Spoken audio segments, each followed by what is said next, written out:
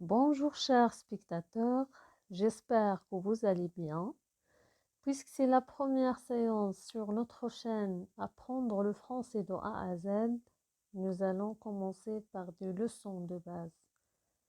Notre séance d'aujourd'hui sera sur la phrase.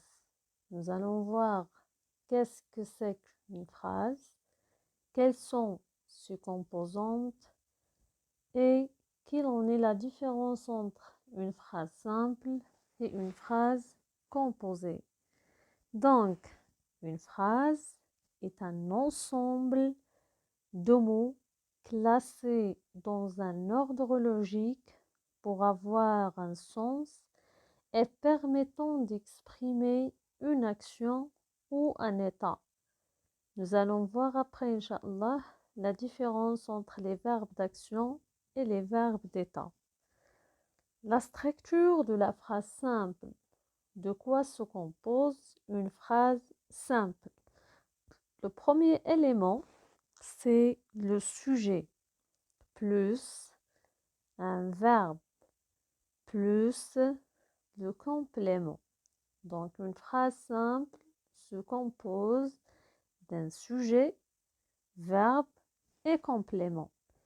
Le sujet peut être un nom, un pronom, un nom commun, un nom propre, comme elle peut être un verbe à l'infinitif ou un groupe verbal. Nous avons un exemple ici, la phrase « Je gare la voiture ». Je gare la voiture. Donc, le sujet, c'est « je ». C'est un pronom personnel. Le verbe, c'est « gare ». C'est le verbe « garer » au présent de l'indicatif. Puis on a la voiture, c'est un complément d'objet direct. Nous allons voir aussi la différence entre un complément d'objet direct et un complément d'objet indirect. Alors, passons maintenant pour voir la différence entre une phrase simple et une phrase complexe. La phrase simple, c'est très facile. Donc, lorsque vous trouverez un seul verbe conjugué dans la phrase, on dit qu'il s'agit d'une phrase simple. Et par contre, dans une phrase complexe, on trouve plusieurs verbes conjugués. 2, 3, 4, ça dépend le nombre de verbes conjugués dans la phrase. Donc ici, l'astuce, c'est à l'aide de nombre de verbes conjugués, je peux distinguer entre les deux types de la phrase. Est-ce qu'il s'agit d'une phrase simple ou bien une phrase complexe? Alors, lorsqu'il s'agit d'une phrase complexe, c'est-à-dire elle contient plusieurs verbes conjugués, plusieurs phrases, les phrases sont séparées soit par la ponctuation, alors comme la virgule, point virgule, ou bien deux points. Dans ce cas-là, je dirais qu'on a deux propositions juxtaposées, c'est-à-dire deux phrases juxtaposées et sont séparées soit par la virgule, point virgule, deux points, mais elles sont l'une à côté de l'autre. Ou bien les conjonctions de coordination. En français, on a 7 conjonctions de coordination.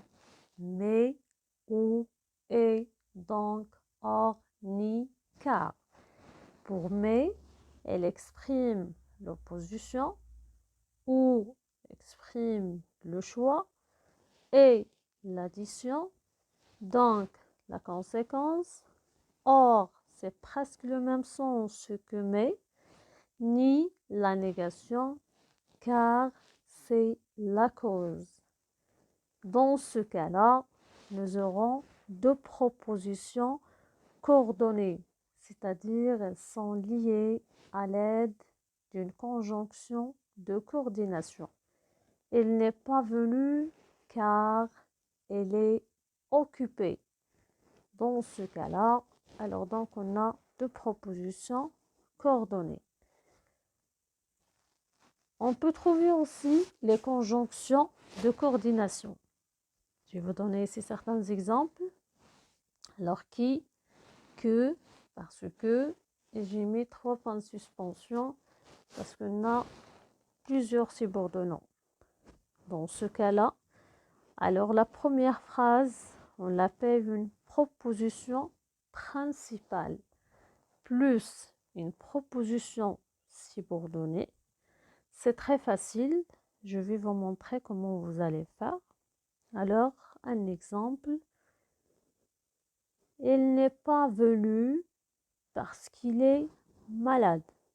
Il n'est pas venu parce qu'il est malade. Donc, il n'est pas venu, c'est la proposition principale. Parce qu'il est malade, c'est la proposition subordonnée.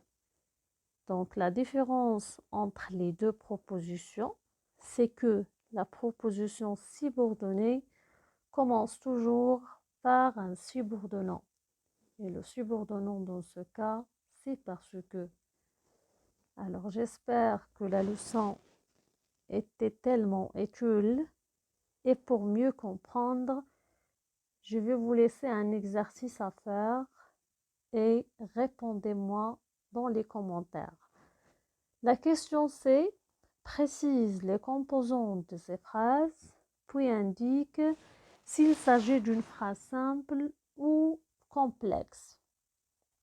Vous avez 6 phrases. Précisez en premier temps leurs composantes, c'est-à-dire relever le sujet, le verbe, le complément, et à l'aide de verbes ou bien à l'aide du nombre de verbes conjugués que vous avez trouvé, vous allez dire est-ce qu'il s'agit d'une phrase simple ou une phrase complexe. À la prochaine, mes chers spectateurs. N'oubliez pas de s'abonner à notre chaîne et aussi n'oubliez pas de m'encourager avec des j'aime. Au revoir.